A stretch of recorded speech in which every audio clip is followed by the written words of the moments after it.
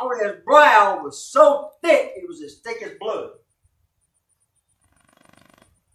Our wills have been redeemed.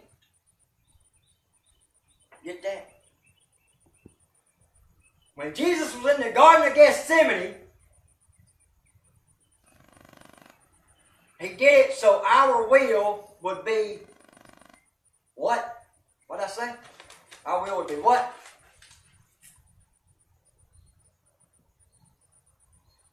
The blood was shed for our will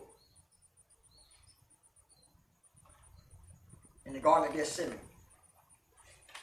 So our wills have been redeemed because of Jesus' blood in the Garden of Gethsemane. That's right.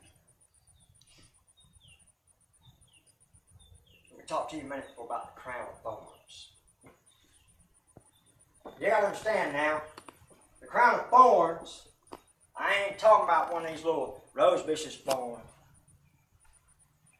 And I wish my wife would have let me wear my other necklace this morning, because those necklaces, the necklace that I got made from the youth group out of North Carolina, they were made out of them little nails, you know, and gave me 3 nails and made a cross out of it. They put some put a little wire around it, made it look like bob, you know, look like the crown of thorns. But the thorns were about this long. Okay, so that's about 1.5 inches, 2 inches long, and they inwove it to make a crown. And when they placed it on his head, they didn't just set it up there and like this, nice and easy. Okay, they placed it on his head so it wouldn't prick them, and then they took a board,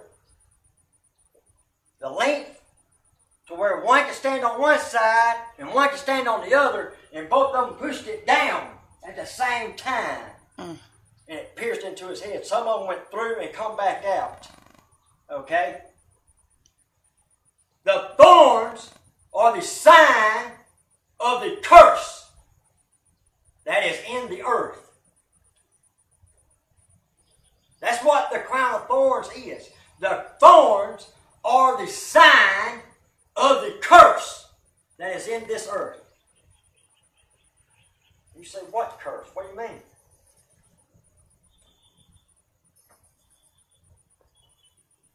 If you're not born again, you're cursed to go to hell.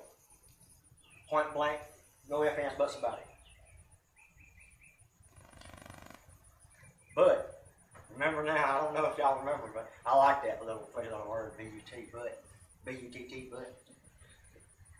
Because it says, but the blood speaks to us that we are redeemed from the curse.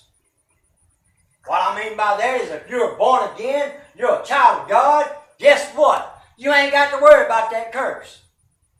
You ain't got to worry about dealing with, when you have to stand before God, you ain't got to worry about dealing with, what am I going to say to him to let me come home? What am I going to say to him to let me come in? What am I going to say to him to be able to get into the front door? Because see, you can't sneak your way in. You can't con your way in. You can't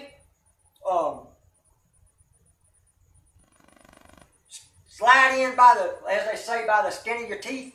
That can't happen. This is why the blood says that I am well. You get that? There's a song that says, it is well with my soul. Well. When Jesus died for me on the cross and I accepted him as my Savior, I am well. So when I stand before the Father and Satan tells him everything I've ever done, because he will, because he's got it all written down from the day I was born to the day I die. He's got it all written down.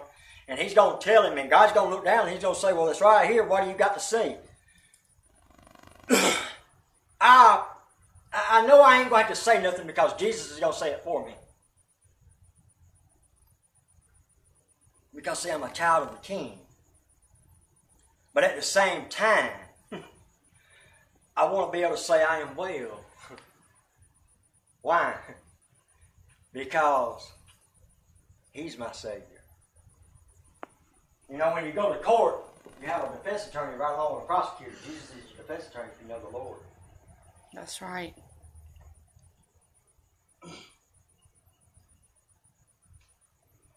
If you're not only but if you're not, that's the thing. See, if you're not born again, if the blood's not applied to your life, then you're not well. You're sick.